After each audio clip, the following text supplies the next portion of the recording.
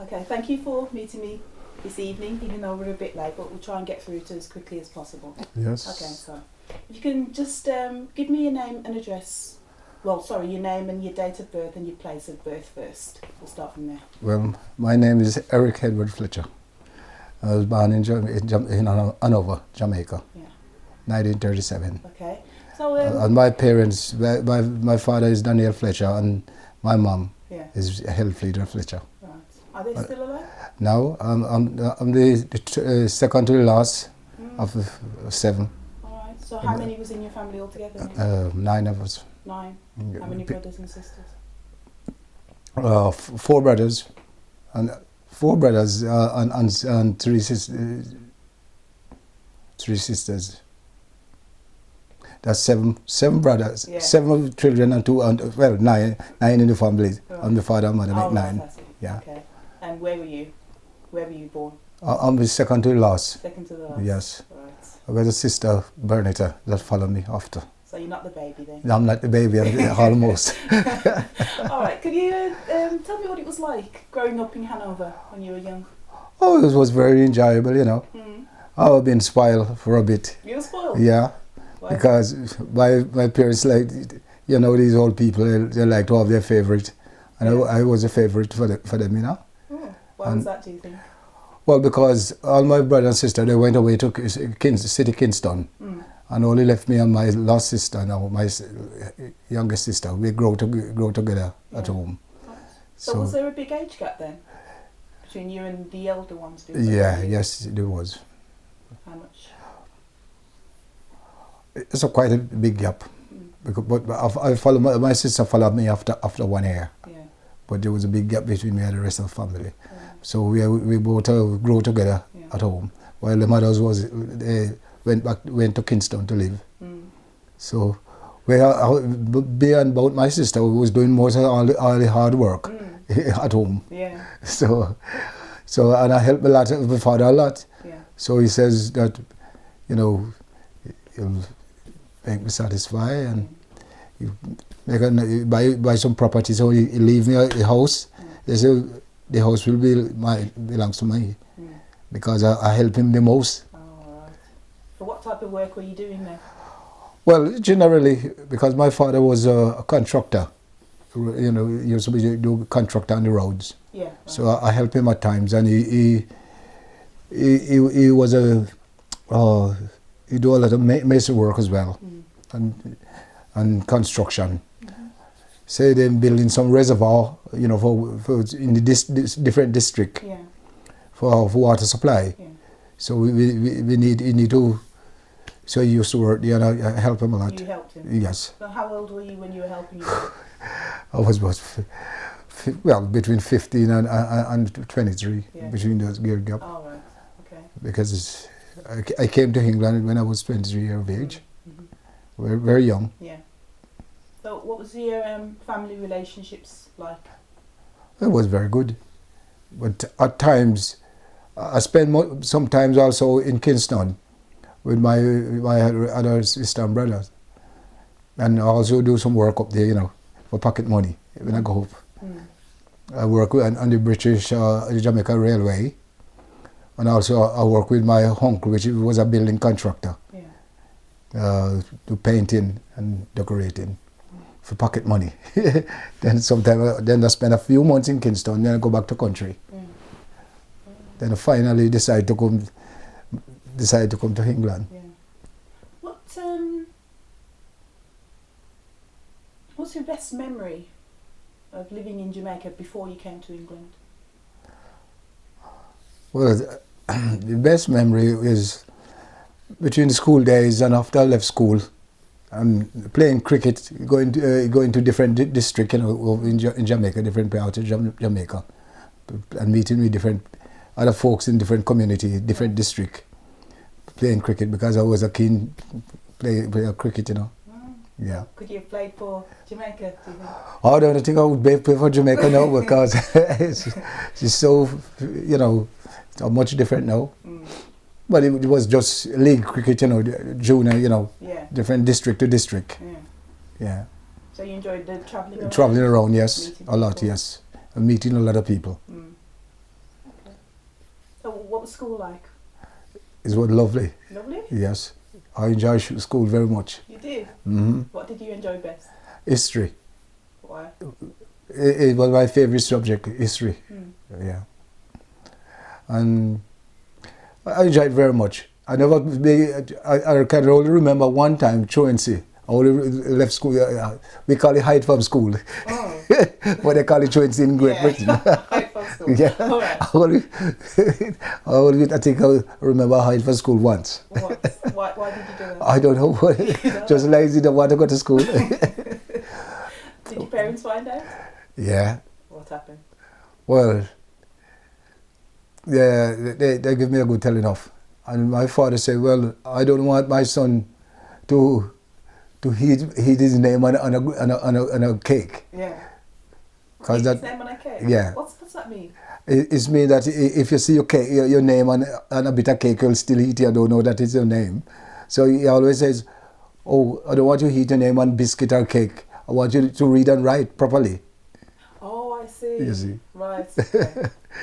So education was important. Very important, yeah. Yeah.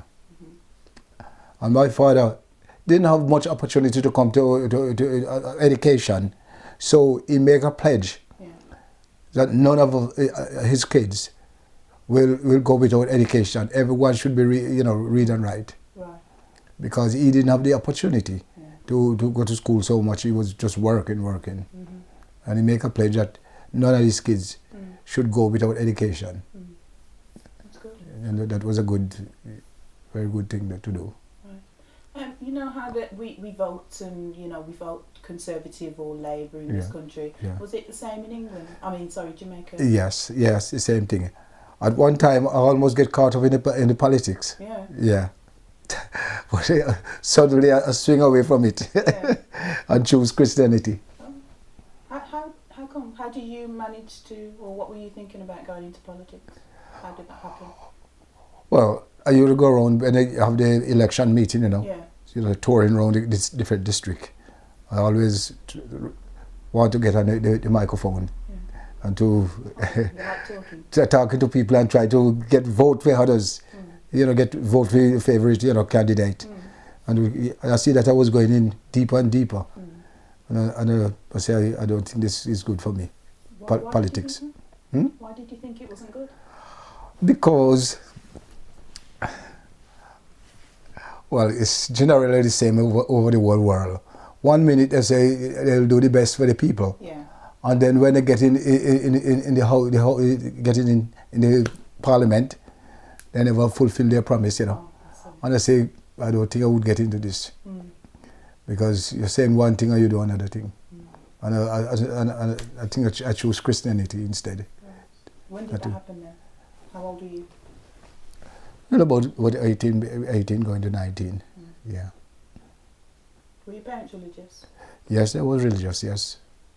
They used to be going to, there was Presbyterian people, Presbyterian, And I went to a church school in Jamaica.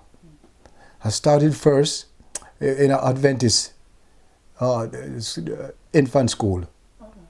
And then when I reached the age of 5, I went to a Presbyterian church school. And that's situated in Pondside in Hanover. So my parents used to go to the school, go to the church, the Pondside Presbyterian Church. So they was very religious, So I went to church school in Jamaica. So I think that gave me a good boost forward. Because they not only learn us about general education, but they also teach us to sing and to pray properly. And we always got to assemble, service in the morning and in the midday. So it was a very good start off in life, Yeah. All right. Tell me about why you decided to come to England then. You said before that you were 23 when you came. Well, my intention was to go to the United States of America. And Most people they go by the farm work to go to America to work on the farm. Yeah. But there was the opportunity come. I never got the opportunity to go there, and this opportunity come that my brother came over before me, and to England, yeah. And he says, write me and ask me if I want to come to England, and I said yes, I would like to come to England, and he said, all right, so I'll get you over. That's where it started first. So where was he situated? He was living in Kingston. And he came to England. Yeah, I mean, where in England? He came to Wolverhampton. Oh, to Wolverhampton. Yeah, straight away to Wolverhampton, yeah. Right. Yeah, he was living in Compton Road. And I came to Compton Road 1958. Yeah. I left Jamaica 1957. In Christmas, so I spent Christmas on the 23rd of January, 1957. I left Kingston, number 1 pair, and I spent Christmas on sea.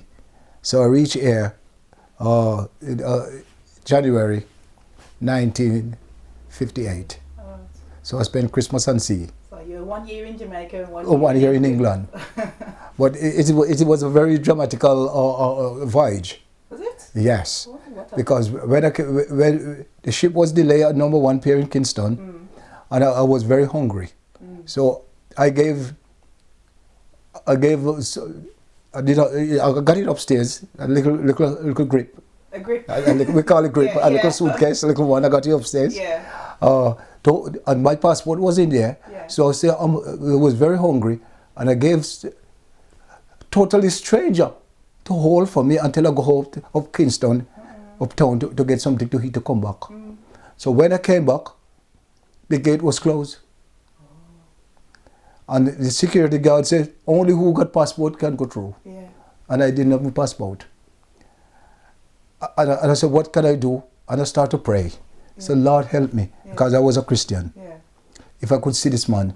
And suddenly, I could see this, he's just walking across in the yard, in the dock. Yeah.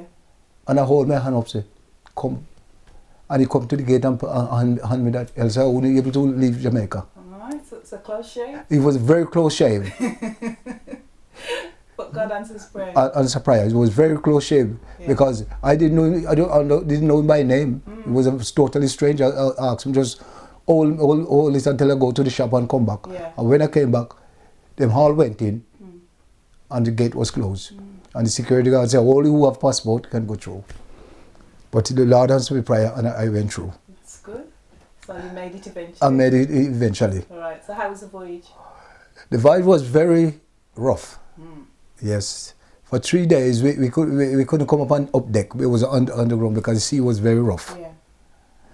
And when we managed to come to Southampton, and we came my brother came down to meet me by train, and we came to the low-level station, in Wolverhampton. Low level, not high level. It was two stations, high and low. Right. It's down by the post where they got the new post office. Yeah. Sorting office now, on the Winfield Road there. Right. So that was his low level. And we managed to travel all night. He came to meet me, and we traveled all night from Southampton to Wolverhampton. And it was 4 o'clock in the morning when we reached to the station. Yeah. And I supposed to go to Compton Road. And it was winter, because it was in January month. Yeah. It was very, very cold. There was frost all over. And there was no heat, actually no heat, just a little bit of cold in the station master booth. Yeah. And we all crowded in there. How many? And there, well, maybe about 10 or 12, that, in that little room. Yeah. And there was no taxi in Wolverhampton then to run, we have to wait until in the morning. Yeah. Before we could, get the transport to take me down from Wolverhampton to go to Compton. Right. And so that's where you stayed? And that's where I stayed, yes. For how long? I stayed there for 2 years. 2 years? Mm-hmm. Was it a house or one Just a house, well, it's a house where lodgers, for lodgers. Right. It's run by one near Salmon. Yeah. And we lodged there. Maybe 3 or 4 into one room. It's because it was very early time. It was very difficult to get lodging in those days. But we managed to make the best use of it, what we got. Because some was doing night shift and some was doing day shift. So the house was not all together crowded at one time. Right. So some at night, some at days. So I separated and come to Bilston, 1959. Come to Bilston because I got a job in Wednesbury after 2 months. I got my sister-in-law got me a job in Wednesbury at the Newman's Tube. You know, Newman's Tube, at the Hollade Road in Wednesbury. And I managed to get a lodging in Bilston, which was much closer. So, what was your first impressions of England? My first impression of England was not very well, not very good. It was so cold and so dark and so grey.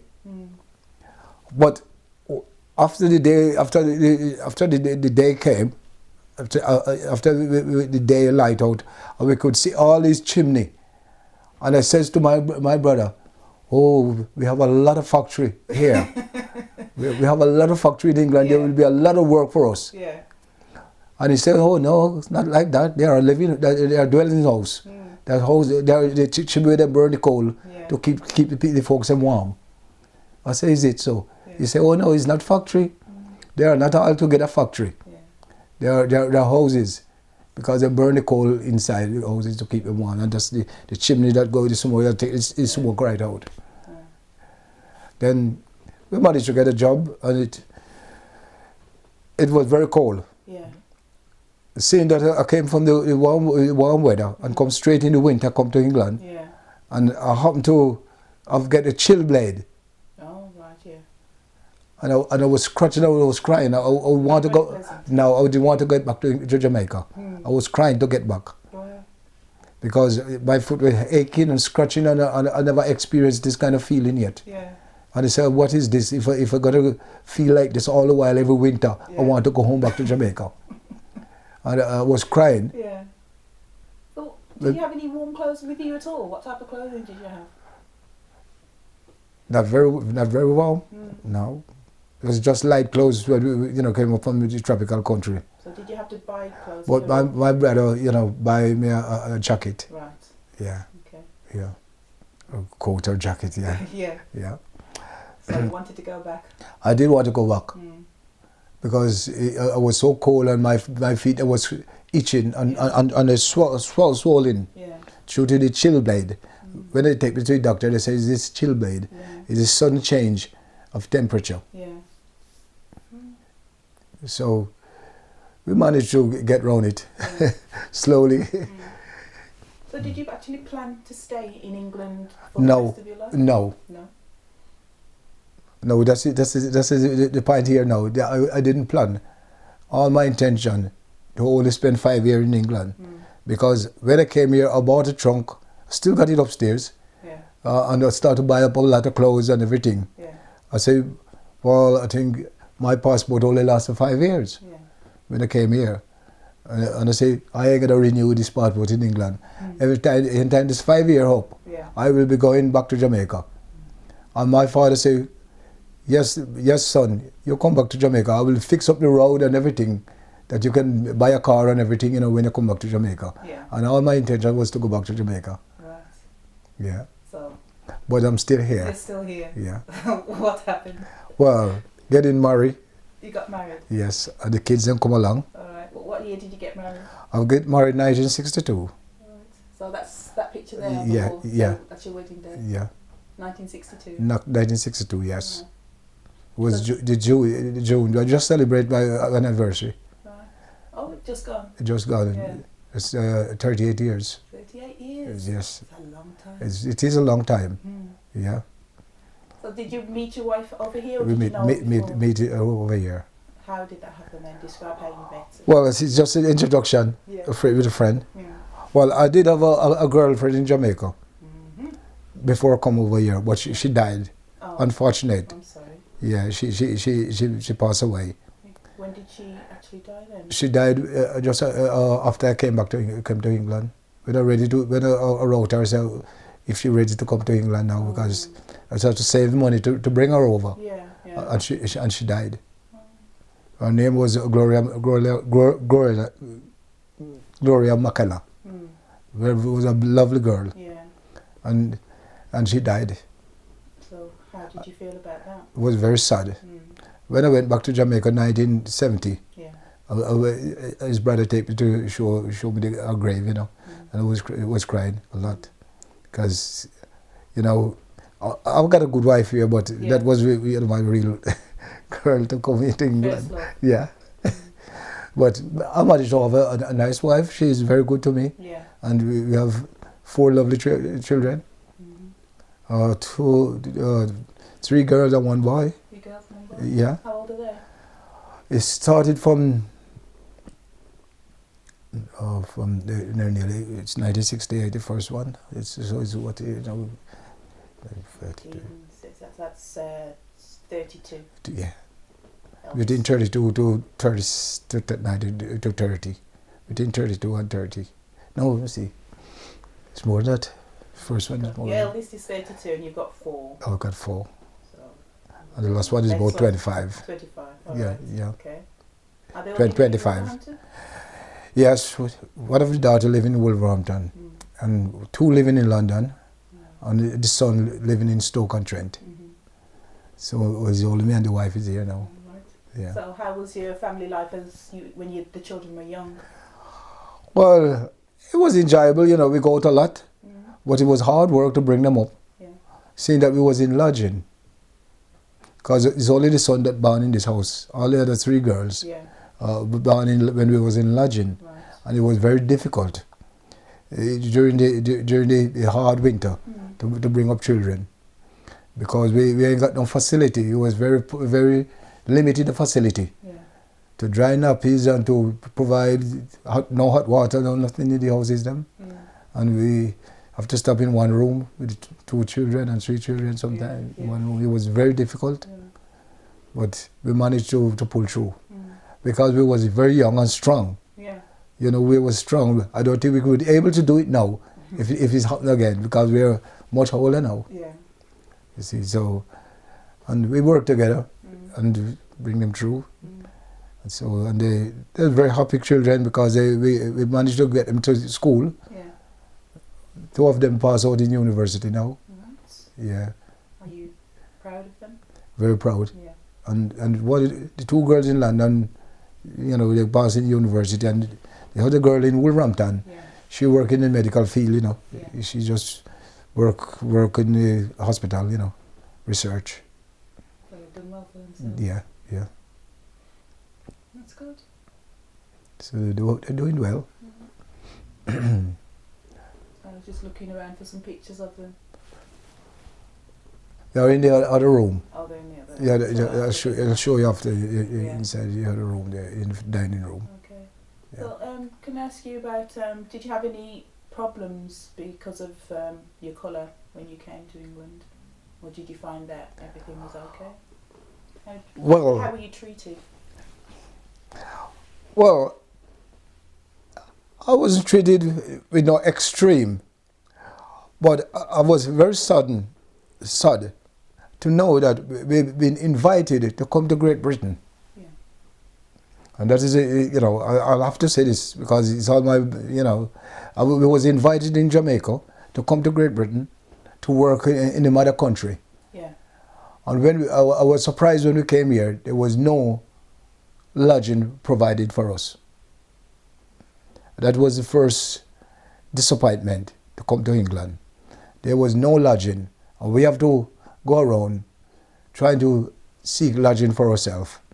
And it wasn't very good to knock on people's doors, asking them for room to rent. Seeing that I'm a coloured people, knocking on white folks' door, you know, because, you know, our colour stand out. And that was one of the very, very bad part for us, to come knocking doors, asking for lodging. And that was it, the hardest part for us when I come to England first, to get somewhere to live. So did you think that the government should provide, because they invite us to come to England. And seeing that in this age now, when people are coming to England, even refugees now, and people coming to asking for asylum, there's properly hosts for them.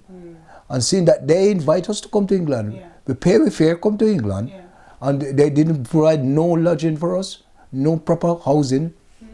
That's a good point. And when we went to the council said, well, they have a system of operating by points. And they said, we can't get no points because we don't live in England. We just come to England because we have no points. So we have no chance to get a council house. So that's where we are. We have to go around and seeking from other immigrants because the white folks, they won't take us in. Because that's 1957, and it's just an early time, and there was not a lot of colour around, and our colour stand out. So there was a prejudice there. They don't want to take us in.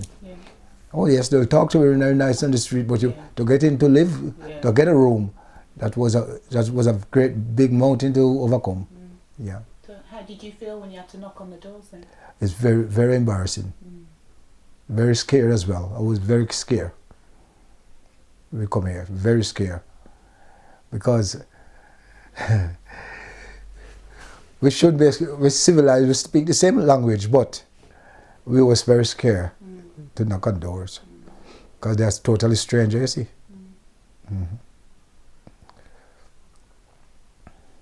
Did you knock doors on your own, or were you with a friend, or were you in group? Well, friends, going to friend groups, And also, it's apply also for work. It's the same thing apply also for work when we go to the factory. To go to the inquiry office, we were seeking jobs. It was still scary as well. How did they treat you? Because some of the time it was very nice. Because soon as they see we coming in through coming on the compound, and in the factory compound, some start to wave the security guard, start to wave and say there's no vacancy, get out. No vacancy. And that these was a very, very strenuous and very stressful time.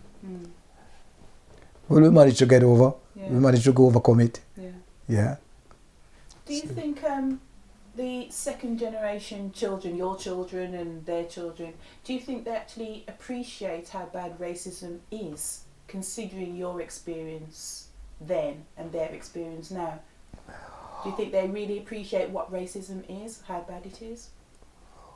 Well, I think with racism, you have to experience it first to really see, to appreciate it, or to know how deep it is. We can cut. If you experience it, then you're gonna have a real good proof of it. But just hear about it is not dramatic as when you have to experience it, like we do. So do you think my generation, do you think we've experienced it? I don't think you experienced it so harsh like us, because we was very strange. We are a real stranger in England when we came here, and we break a lot of barriers down. There was a lot of barriers to break down, and I think it's much better. It's much better now. In some area, it's much better. But in all here, when I come to England, it was really, very bad. It's prejudice. It was. I was surprised to me we all speak the same language, and that there was such a prejudice that exists, because there was a lot of white people in Jamaica. We speaking the same language. Some teaching in school, some was in the bank, and in all these different public places. And I was surprised when I came to England. We speak in the same language, but they was so standoff, It was a surprise. So you saw many people in Jamaica? There was a lot of white people in Jamaica. Were they living there or just there as tourists? They living there or working there. Yes, and they own a lot of property, houses and everything.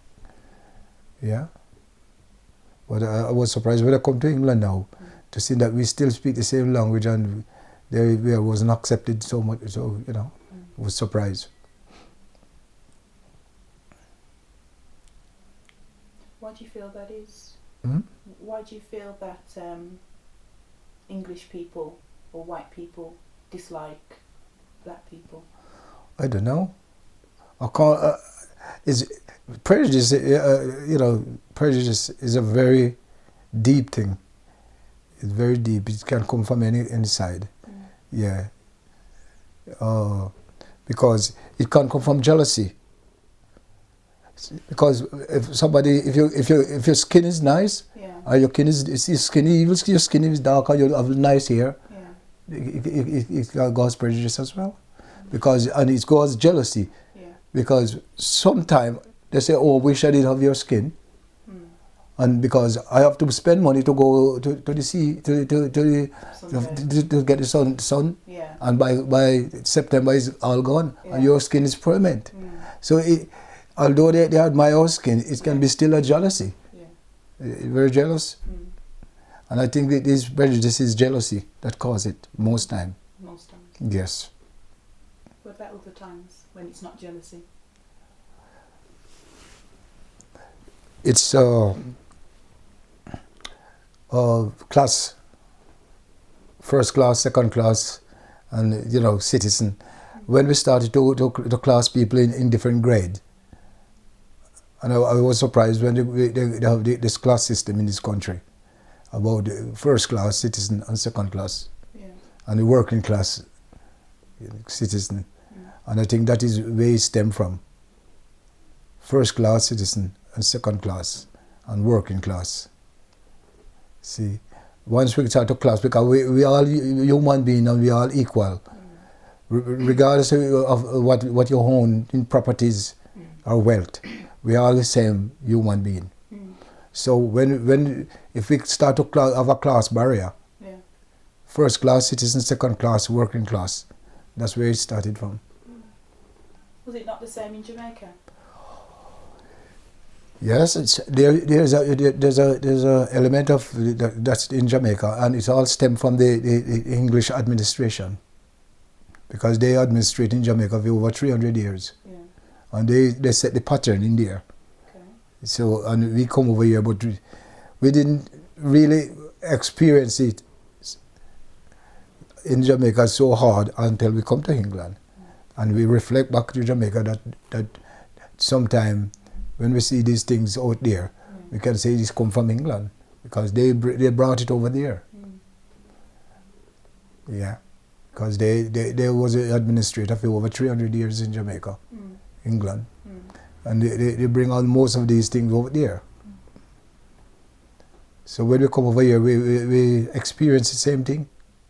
So it must be them bring it out there.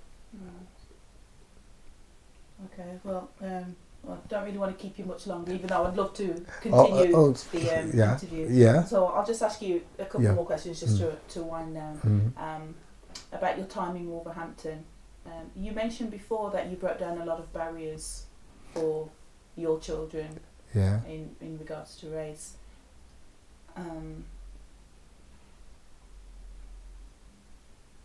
How do you feel your children have benefited by you breaking down those barriers? How have they benefited? Well, I think because in the community where I live, in Bilston, most people try to live, to live a respectable life and a decent life. So it's reflect on the children them, and I brought them up in the way that they should respect people, and they demonstrate it in the community, and they take by example to live very peaceful with your neighbors and all the people in the area respect me, both young and old, both black and white. So they reflect on them. So I think they benefit from the way which we deport ourselves in the community, me and my wife. So they have a good reputation because you had a good reputation because of how you conducted yourself. Yes. And they adopted your behaviour. Yes, yeah. And I've tried to train them the best way I can. And I just thank the Lord, none of them ever get themselves in no trouble or get involved with the law. They don't smoke, they don't use drugs. So, and there's very nice, good children them. Yeah. And so we set the example for them, and praise the Lord, they take it up, you know. Yeah. So it's from what you're saying, it sounds that your religion has had a lot of influence. Yes, of course, of course. From early days, from the early days when because I went to church school and I've been taught, plus my parents, they was very Christian people, Yeah. and they helped me along the way, and I could able to pass it on to my children, them to help them, and I hope they pass it on to their children. I'm sure they will. Yeah.